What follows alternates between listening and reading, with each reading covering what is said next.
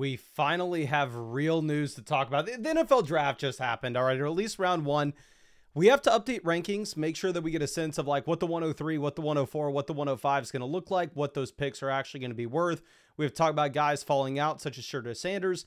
I'm going to be updating my rankings, and we actually just launched public mock draft lobbies on the site. These are going to be completely free. So for your own rookie draft, if you want to go hop in a free Superflex mock draft, head over to the site.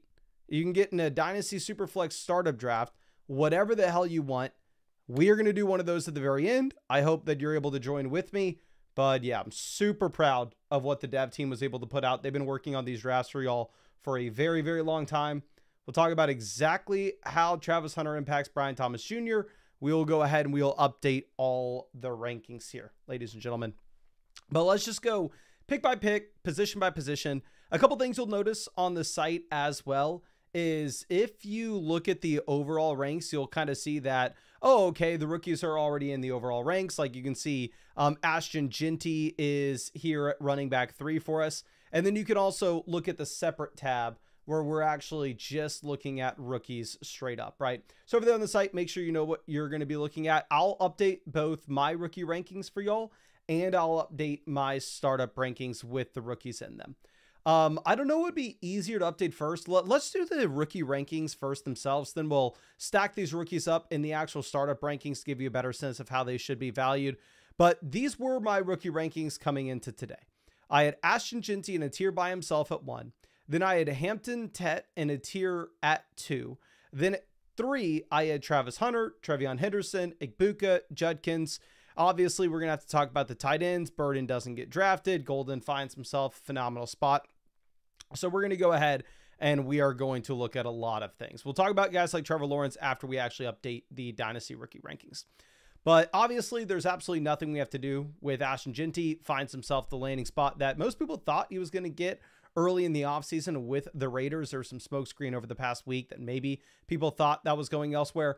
But you get the top 10 NFL draft capital. You have all the volume in the world. Pretty safe selection just to have at the 101.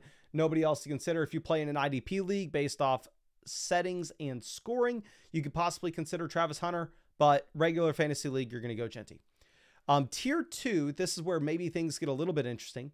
I had Hampton at the 102 before this, and I think Hampton stays to the 102 after this. Phenomenal landing spot going to the Los Angeles Chargers. Don't necessarily think that there's too much to discuss on that front. Maybe early in the season, you actually have Najee Harris blocking Hampton for being a true difference-making running back in fantasy. But what I would kind of comp this to would be maybe like the Rashad White to Bucky Irving last year. And what's funny is I would actually say that Hampton is a much better prospect than what Bucky was. And you'll see whenever I actually rank Hampton next to Bucky in our overall startup rankings later on, I probably prefer Hampton. But nonetheless, I do think that it's a similar situation in terms of Najee probably blocking Hampton initially, Hampton taking the reins later on. Going to be super exciting. In that same tier, Ted McMillan finds himself a great landing spot with the Panthers. Now, I am of the opinion that like Bryce Young is not guaranteed to be a good NFL quarterback. I mean, we can kind of go ahead and look at Bryce Young, just say on the site. And also, by the way, if you haven't noticed on the site, one thing that you can do as well is you can actually just click on any player and you can load up all their stats. There's actually a bunch of fantasy relevant stats that you're not going to get elsewhere, such as like pass attempts inside the 5-yard line. And you'll see a bunch of stuff like yards per route run, opportunity share for wide receivers, running backs, right? But we can go ahead and we can actually check this out for Bryce Young. And I know going week by week here maybe is not the best thing in the world, but you actually only have 3 top 10 quarterback finishes for Young in his second year. You go back to actually what he did in his rookie season as well. I mean, Bryce Young was a quarterback with 11 passing touchdowns, an adjusted yards per pass attempt mark of 4.5.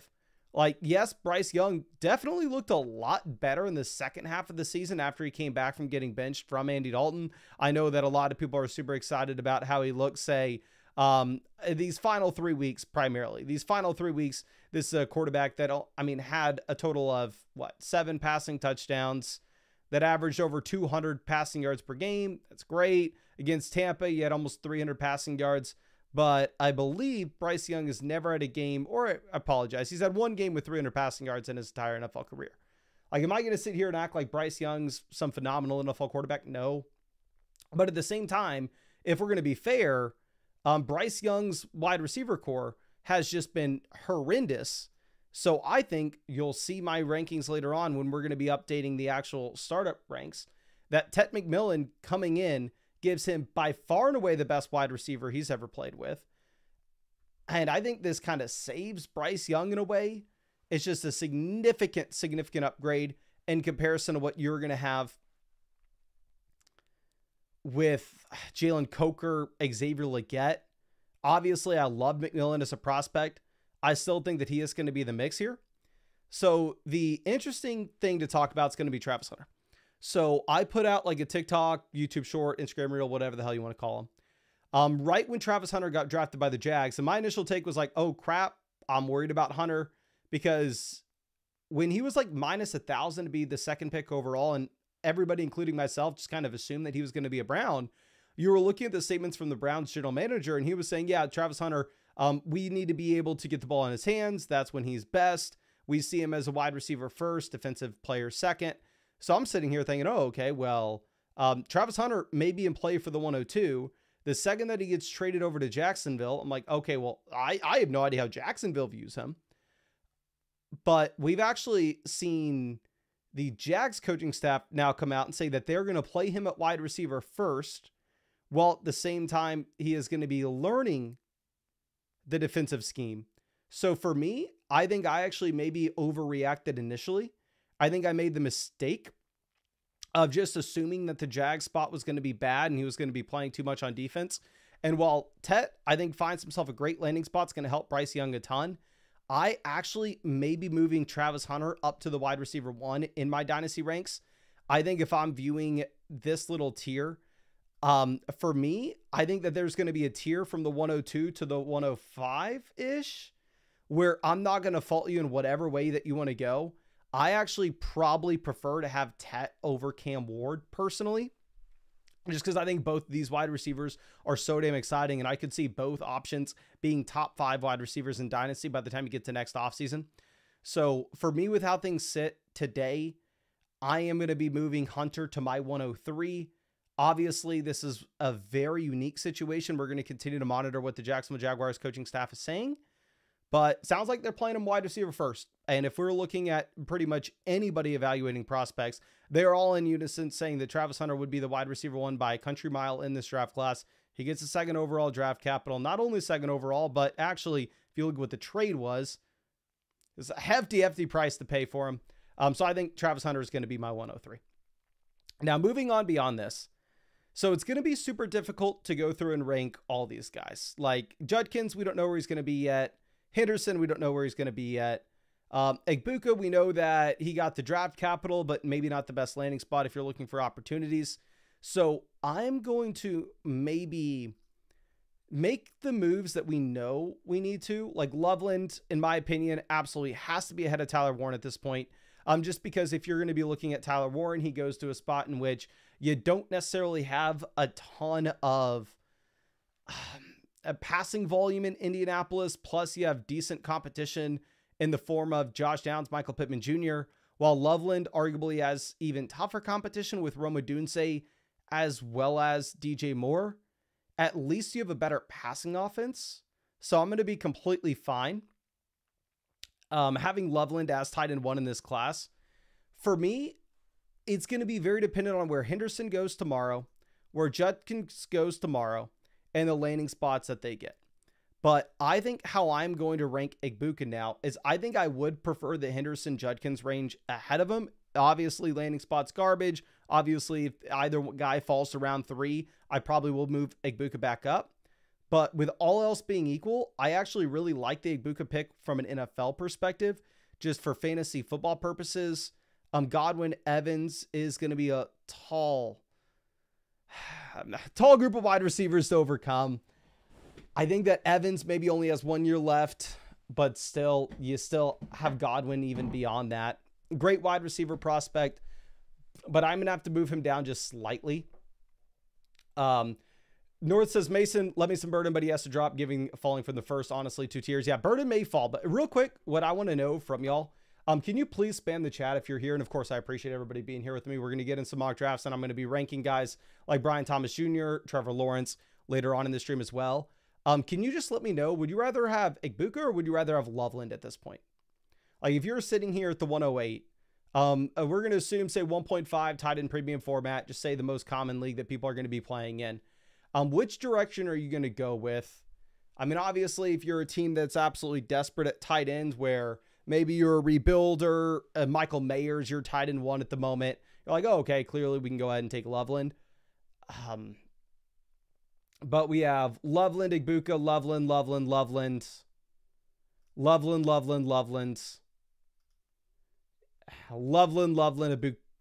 Loveland. Looks like most people are going to go Loveland. I'm going to listen to y'all at this point. I don't want to move Igbuka too far below this, because again, I think he's a phenomenal prospect. He gets the draft capital. I think that you could see a world in which Mike Evans isn't a buck in 2026. Keep in mind, this is a player that was drafted back in 2014. Moving beyond this, I am not a fan of Matthew Golden as a prospect. Like, again, you look at his yards per route run, you look at his targets per route run, you look at his first downs per route run. If you look at any production measure, Matthew Golden was a very, very bad prospect. Now, of course, he has the speed, so he's going to be better from an NFL perspective than he will be for a fantasy perspective. We talked about this at length, but it's the same thing with all these speed guys. Same thing with John Ross. The same thing with Henry Ruggs. Same thing with Hollywood Brown. However, with all that being said, Golden gets himself a phenomenal combo of both landing spot and draft capital. He goes to a team that has nobody at wide receiver. Jaden Reed's good from a per snap perspective, but Jaden Reed, what? We can go ahead and just pull this up on the rankings real quick. Sorry.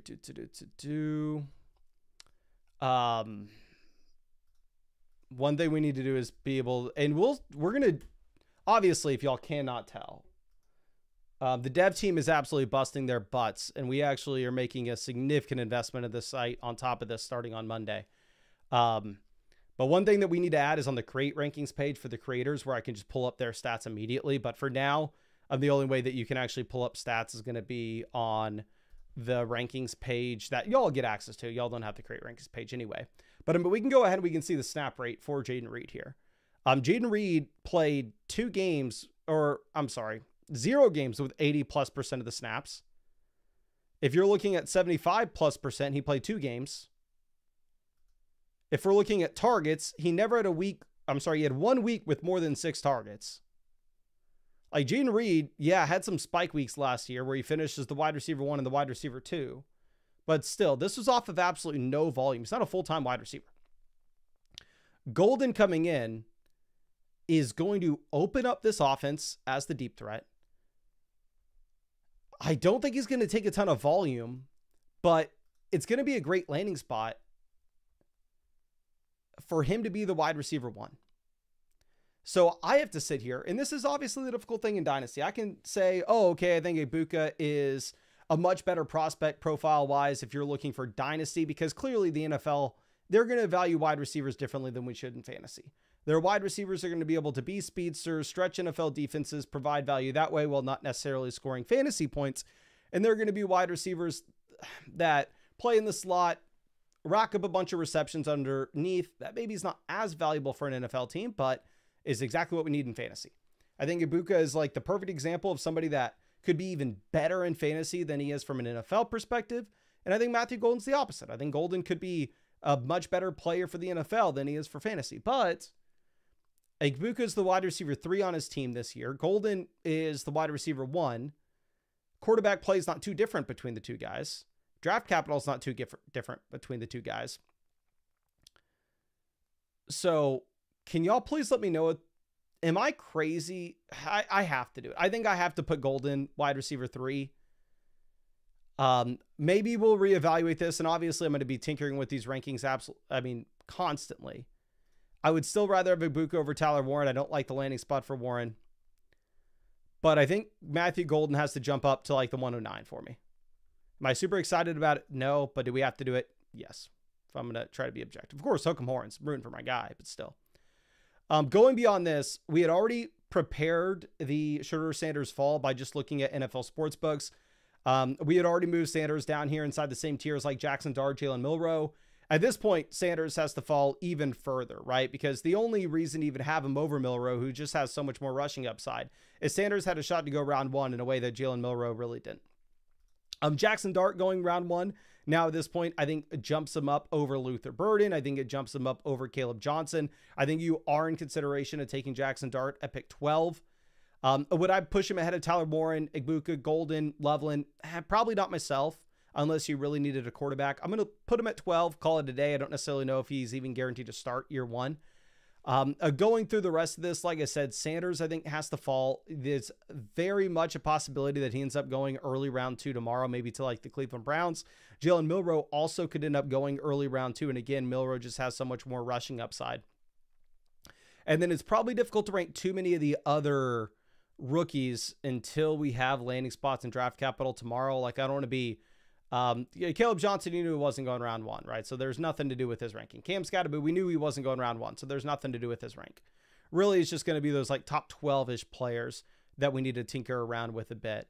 And in my opinion, yeah, I think like unless Henderson finds himself in a great spot, unless he finds himself with like the Chiefs tomorrow, I think you're looking at a tier, probably the top 5 guys in Superflex drafts, top 4 in 1 quarterback leagues. But I think we've talked enough about the rookie ranks. And what I want to do now is I want to go ahead and I want to look at these players from a startup perspective. And I want to be able to like compare, oh, okay, how are we going to be viewing, say, Travis Hunter to like Drake London at this point. So let's go ahead and let's just pull up our positional rankings for overall Dynasty. And again, this is all on the site. We're updating this real time for y'all. So again, the second that Travis Hunter was drafted by the Jacksonville Jaguars, I was very much concerned, and I was sitting here going, okay, well, we knew with the Browns he was going to play wide receiver. With the Jags, we have no idea. Since then, the coaching staff's come out and they've said, yep, looks like Travis Hunter is going to be a wide receiver first. We'll teach him some defensive plays. He'll learn on that side as he goes, but as of now, he's a wide receiver. I think you have to move Hunter up. Like I would rather have Hunter over Garrett Wilson. I'd rather have him over Higgins. I'm viewing, and I know this is maybe crazy, I'm viewing Travis Hunter and Ted McMillan as top 12 wide receivers in Dynasty today. Like if you wanted to have JSN, if you wanted to have Marvin, if you wanted to have AJ Brown, if you wanted to have T Higgins over either one of these guys, I'm completely fine with it. I'm not going to sit here and argue with you too much. But that's why we're going to keep them inside the same tier. I think we need to discuss what we're doing with Brian Thomas. Previously, before we had Travis Hunter going over to the Jacksonville Jaguars, I had Brian Thomas inside the same tier with Lamb, Puka, Neighbors. I had Brian Thomas right after Neighbors at 6. I'd already moved him down a tier with Amon-Ra St. Brown and Nico Collins. But again, that was my initial reaction like way back 3 hours ago before the Jags coaching staff came out and they said, oh yeah, Travis Hunter is going to be a wide receiver first. So at this point, you have the age, but to be honest with you, I think I have to move Brian Thomas to the bottom of this tier. I think I have to put him at wide receiver 8. I will reevaluate this, but again, I mean, a lot hinges on what you think Trevor Lawrence can truly do. Like, let me go ahead and pull up Lawrence here. And I had this argument with the Domain and the FSC guys. We were talking about Lawrence in New York. If you look at this from an objective perspective, Lawrence in his NFL career has not been good. There's a whole lot of red on this heat map. Like if we're looking at adjusted yards per pass attempt, which in my opinion is arguably the best way that you can look at these quarterbacks. 4.9, this is the Urban Meyer year, throw it out the window. And remember, if you look back at 2022, he had 4,100 passing yards. He was the QB6 in fantasy. Yes, with 17 games played, but he had 7 adjusted yards per pass attempt. Not bad. Definitely not for that young of a quarterback in year 2. He looked like he was improving. Trevor Lawrence got up to being a round 1 starter pick. But we're now going into year 5 where 7 adjusted yards per pass attempt has been the best that we've ever seen from Lawrence. Just for reference of somebody else that, I mean, has played 5 seasons, we can go over and we can look at Herbert and you can see 4 top 12 finishes. You can see 3 seasons with adjusted yards per pass attempt over 7. Who else do we want to look at? maybe Herbert's a bad example. Let's look at quarterbacks in the range of Lawrence. Let's go and look at Dak Prescott. We can look at Dak. Dak, 8 adjusted yards per pass attempts. 7.7 2 years ago. QB3 finish, QB6 finish, QB2 finish, QB6 finish. Like, we have seen quarterbacks in the range of Lawrence just absolutely like dominate. Like, Lawrence has not been good for where he's been ranked. Now, may that change with the change in coaching staff? Yes. May that change with adding adding Travis Hunter? Yes. But my thing is, you can't look at like the Cincinnati Bengals and go, oh, Jamar Chase and T. Higgins are both elite wide receivers in fantasy. It's going to be the same thing in Jacksonville. Lawrence may get better, but if we're going to be honest with each other about how Lawrence has been through the first 4 years of his NFL career, he's been bad. It's just the fact of the matter. He may get a lot better. Hopefully he gets a lot better. And I actually did move Lawrence up my rankings here. I moved Lawrence up to QB 15 because I think he's set up. This is his year. You have Hunter, you have Brian Thomas, you have the change with the coaching staff. But again, I think it may be something that we need to revisit, and maybe you convince me to drop Brian Thomas down in the same tier with like Ladd, London. But I don't know. It's going to be something we have to think about a bit. What else do we need to discuss here in terms of how we are ranking these guys? I guess we can talk about Hampton. So previous to the draft, I had Hampton RB6 in Dynasty. To be honest, if I'm looking at Hampton versus Barkley, right? Like, we can go through and we can look at Barkley, who clearly was the league-winning running back this past season. Nobody is going to deny that. But again, Barkley is now going into his 1, 2, 3, 4, 5, 6, 7. He's going into his 8th NFL season. So Barkley's going into his 8th NFL season. Is there a justification for having him over Achane, Hampton, and Dynasty? Probably not. I mean, of course, if you're a contending team, I completely understand the argument having Barkley over Hampton. But if we're ranking these guys in a vacuum, I probably have Hampton RB5 at this point. Ginty is RB3 for me. If you're looking at my overall ranks, I have Gibbs, Bijan, Ginty, all here as like early second round startup picks. I'd be completely fine you taking any of them in that range. I don't think there's nothing's changed with Ginty this entire time. Like, Ginty's the same guy that he was 4 months ago. There's just nothing else to say. Who else do we need to look at, and who else got impacted? Cam Ward, I am ranking as like a high-end QB2 at this point. Again, I don't necessarily care too much about age when it comes to ranking these quarterbacks in Dynasty. Just because you've seen the shelf life of these players last so long. I am also actually probably going to move Baker Mayfield up.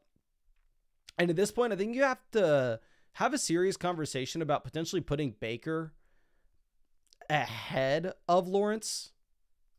Like, if we're just stacking these players up side by side, you're looking at Baker adjusted yards per pass attempt, 7.5 this past year, 41 passing touchdowns, 4,500 passing yards, back-to-back seasons with 4,000 passing yards. We've never seen this type of ceiling from Lawrence. If I'm coming out here making an argument that age doesn't matter too much with quarterback, Lawrence does run the ball a little bit more.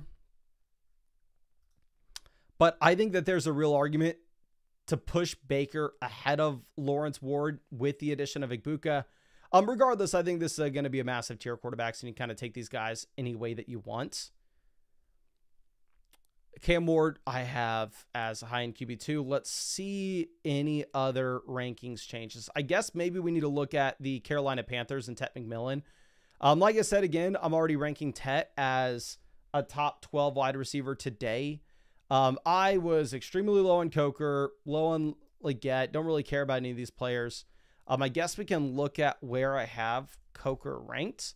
I had Coker wide receiver 67. I had him like down here behind Shaheed, Bateman, Hollywood. I guess we can move Coker now down below Christian Kirk. I'd rather have Kirk over him. But again, I mean, I was already so low that there's nowhere really for him to go. We can look at where Leggett is going to be. At this point, I'd rather have Quentin Johnson. I'd rather have Jennings over Leggett. I'd rather have Ridley. I'd rather have Myers. I think we move Leggett down to about, I'd rather have Diggs. I think Leggett just absolutely plummets to about wide receiver 57. Again, he can play a ton of snaps this next year, but if you're looking at what you should expect with the passing volume, still don't think it's great in Carolina, and I think we should expect Tet actually dominates the market share. Let's go over and look at Loveland in comparison to the other tight ends, and let's also look at Kmet. There's not much to discuss with Kmet. I think this is, I don't necessarily know if it's like the Michael Mayer instance, but I'd rather have Goddard, Ingram, Kelsey. I'd rather have Brenton Strange at this point. I think Kmet falls down to like tight end 22, tight end 23 in Dynasty. Loveland, I'm sitting here at tight end 6. If you wanted to take him over Kittle based off your team build, by all means do it. Tight end's also a position similar to quarterback. I'm not necessarily going to be putting a massive premium on what you have with the age, just because I think it's very difficult to evaluate these guys coming in as prospects. And at the same time, I think tight end can stay a little bit longer around. Going over Tyler Warren, y'all can see him there. He's back-to-back with Loveland, but I would prefer Loveland for sure. Igbuka, so previous to tonight, I had Igbuka in the same tier with Flowers, Addis, and Devonta Smith, and I had Igbuka at the top of this tier. Again, if you're looking at sports books, they were pricing in Igbuka to be a round 1 NFL pick. I kind of stood by this. But at this point, I'm actually going to be moving Igbuka down. I still think he stays in the same tier. He gets the round 1 NFL draft capital, but based off the landing spot, it's going to be tough enough for the target volume in Tampa that I don't think you can justify having him over Devonta Smith, Jordan Addison, Zay Flowers. So I'm going to have him wide receiver 24 in Dynasty. I think Luther Burden also has to fall here as well. I'd prefer Matthew Golden again, as we discussed, over both these guys. So I think Golden goes up to about wide receiver 24. Igbuka is about wide receiver 25. I would rather have DJ Moore, Chris Olave, Jameson for sure over Burden. Now that he doesn't get the round 1 NFL draft capital, I think you can make an argument that he continues to fall based off landing spot and where he actually ends up getting drafted tomorrow. I guess we need to be maybe making a small adjustment with Chris Godwin. Like if we're looking at Godwin, especially with Judy, like I would rather have Judy at this point. Godwin gets the added in competition. Judy dodges Travis Hunter. It looks like Flacco actually is going to be his quarterback, so you're going to get the passing volume. So I'm going to be moving Reed down behind the Niners guys. I'm going to be moving Godwin down beyond Judy. And I think you can honestly make an argument. I would rather have Ayuk over Godwin. With the rumors surrounding Pickens, I think I would, especially since Pittsburgh doesn't address the quarterback position, I'd rather have Ayuk over Pickens. I think we're looking at a tier here of like Ayuk, Judy, Metcalf, Terry, and Tyreek. Now with Mike Evans, I don't necessarily know if Igbuka impacts Evans too much. Like, I don't necessarily know if we want to move down Evans behind like Josh Downs. I guess we can go Cortland Sutton is a big riser, dodging any competition coming in with the draft, and you still have Knicks here. So I'd actually rather probably have Sutton over somebody like Reed. And then I don't want to move Evans down beyond like Josh Downs because I don't necessarily know if they're going to be working the same area of the fields. Evans, the production shouldn't be impacted this year, and long-term, you're not really drafting him for that reason anyway. McMillan's been a bomb, and that's going to continue to be the case. Like, I'm just completely out on Jalen McMillan. We talked about him being a clear sell, an unsustainable touchdown rate, not a super inspiring prospect. Like, I'd rather have Jacoby Myers at this point over Jalen McMillan. Like, McMillan's absolutely done. Okay. Now, let's move over any other guys we need to talk about. I guess we need to be moving Najee down a considerable amount. Hampton absolutely nukes Najee. We already discussed this. And again, if you are just not joining, we moved Hampton up to RB5 in our ranks. And we're going to be doing a mock draft after this as well. Where did I have Najee? I had Najee down here as a high-end RB3. At this point, you have to have Tracy. You have to have Connor. Pacheco dodged running back in round 1. I'd rather have Tootin. I'd rather have Charbonnet. I'd rather have Sampson. I'd rather have Brian Robinson dodges competition. I'd rather have Pollard. Aaron Jones, better contending asset. I think I'd rather have Ramondre. I'd rather have Travis Etienne. I'd rather have Jalen Warren than Najee. I'd rather DeAndre Swift dodges Genty. I'm moving Najee Harris down to like RB39. Najee's not going to be able to be in your starting lineup this year. He's on a 1-year deal. He was an old prospect coming into the NFL, so he's much older than people expect. I still think he has a role. Like, I think, again, Najee's like this year's Rachaad White to Bucky Irving. I think he's just going to annoy us early in the season, and he's not going to make it Hampton a viable RB1 day one. He's going to just kind of be in the way, but he's not good enough receiver for you to start him. Like, he's going to be there getting volume, but you're not going to be wanting him in your actual lineup. So he's a handcuff in my mind. Going over, we already discussed Matthew Golden. I don't think Golden impacts the Packers wide receivers too much because, again, unlike Igbuka, this isn't a wide receiver that profiles to demand a ton of targets. I think it's going to stretch NFL defenses. I moved Reed down just a bit, but I don't think it's a super big deal. And then outside of that, there's not really anything else to discuss here. So I'm going to update these ranks. Obviously, I'm going to keep on playing around with them. I'll make sure that we have everything we need to for y'all for your rookie drafts over the weekend. One thing that I want to do as well, and we've been working our butts off with this, and this is now officially live, is if you go over to the site, there are now free mock draft lobbies for y'all to join at any time you want to do a Dynasty startup mock. So typically the only time people could do Dynasty startup mock drafts is if you wait for somebody like myself to be live streaming, then you can go ahead, click the link, join. But now if you go over to flockfantasy.com, at any time you want to get into Dynasty startup mock draft, you can do so here. You can get a private draft and you can send it to your link to your friends. You can get in a draft simulation where you just draft against bots. You can get in a super flex rookie draft, a 1 quarterback rookie draft, a super flex startup with the rookies in them, a super flex startup with the rookie picks instead, a 1 quarterback with the rookies. Well, anyway, y'all get the idea. But we're going to go ahead. We're going to hop in one of these. Can y'all please let me know what draft lobby you want me to join? And I would love it if y'all join with me. And if you give me some feedback, because this has been live for 3 hours. So we may or may not have some bugs. I already know a bug right now is like when it says 1 left, that's not accurate. We don't know if there's actually 1 left. So let me know what draft you're wanting to see. Are you wanting to see a startup with rookies? Are you wanting to see a rookie draft itself? I'm assuming super flex over 1 quarterback. But we can do either, and whatever y'all choose, I hope y'all join with me on the site. Ryan says, can Najee not be 80% of Montgomery? No, he cannot. Najee's never been as good as Montgomery. Okay, Dylan says regular super flex rookie. All right, so we are in here. We are joining rookie draft, super flex. You hit that. Then you'll see this join queue. We are in the queue, ladies and gentlemen, and there are 11 spots open with us. So please don't let this flop on me. We've been working on this for God knows how long. I want y'all in here. I'll send out the link. The link's at the top of the live chat. But you can come in here, draft with us, completely free. And this thing somehow just started. So we're going to go ahead and we are actually going to bounce from this because for whatever reason, it did not wait. And I will send that over to the developers and I'll make sure that they get that fixed. But I guess what we can do real quick, we'll do those rookie mock drafts tomorrow night.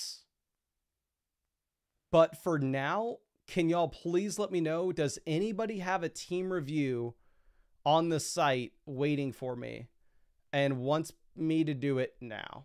I've been waiting on all these team reviews because I wanted to make sure that we had landing spots. So I reached out to everybody saying, hey, do you want me to wait a day or do you want me to do it now? I can wait to do your team review tomorrow and Saturday, but if anybody has a draft that they're wanting to prepare for right this second and want me to look at your team right now, please let me know and I'd be super excited to do so. Okay. But we're wait around and Nicholas says, are there 10 team mocks or is it only 12? So for the public mock draft lobbies, there are 12 teamers. However, if you were going to make it private or if you were going to do a draft simulation, you can do it 10. So if you're doing a private or a simulation, you can set whatever league settings that you want. However, if you're going to do a public, it's only 12. But I don't see anybody else in the chat wanting me to look at their team. So we'll wait and we'll do these team reviews tomorrow. But I'm sweating my butt off here. This is my first time live streaming with the suit at this setup. So your boy needs to figure out some ventilation in here right now. But again, I'm going to be live after the draft tomorrow. I'm going to be looking at a bunch of teams, be hopefully fixing the draft platform for everybody. But really appreciate you. Had a ton of fun today. And honestly, we should have a much better day tomorrow when it comes to the running back landing spots.